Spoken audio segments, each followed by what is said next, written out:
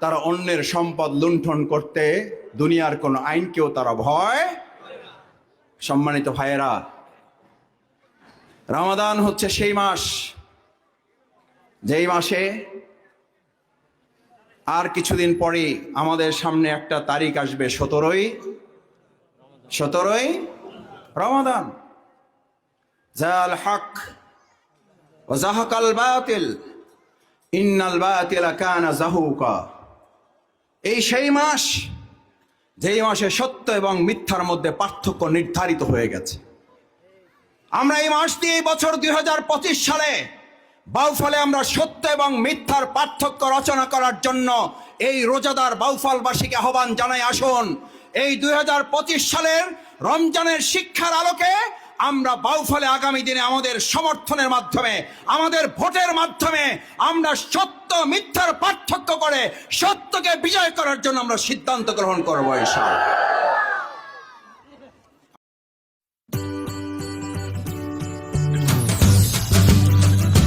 Pizza Hut KWT.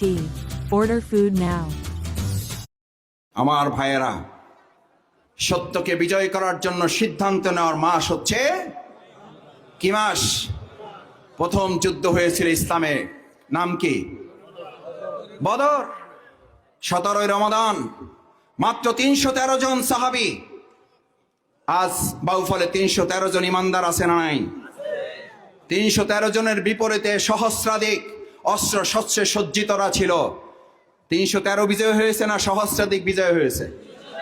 তলোয়ারওয়ালারা বিজয় হয়েছে না নিরস্ত্ররা বিজয় হয়েছে? রোজাদাররা বিজয় হয়েছে না বেরোজাদাররা বিজয় হয়েছে? সৎ মানুষরা বিজয় হয়েছে না চাঁদাবাজরা বিজয় হয়েছে? বাউফলে 2025 সালে সৎ মানুষেরা বিজয় হবে, চাঁদাবাজরা পরাজিত হবে, দখলদাররা পরাজিত হবে, ধর্ষণকারীরা পরাজিত হবে, লুণ্ঠনকারী ডাকাতরা পরাজিত হবে। বাউফলবাসীর জন্য লজ্জার, ধিক্কারের। আজ আমি পত্রিকায় দেখলাম, এই প্রোগ্রামে আসার আগে ঢাকার বনশ্রীতে আপনারা দেখেছেন একজন ব্যবসায়ীকে জিম্মি করে তাকে আঘাতের পর আঘাত করে তার স্বর্ণ লুট করেছে।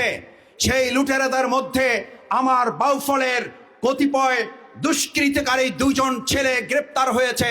তাদের পত্রিকায় দলীয় পরিচয় প্রকাশ করা হয়েছে। আমি বিশ্বাস করতে চাই না, এটা বাউফলের জন্য ঘৃণার, অপমানের, লজ্জায়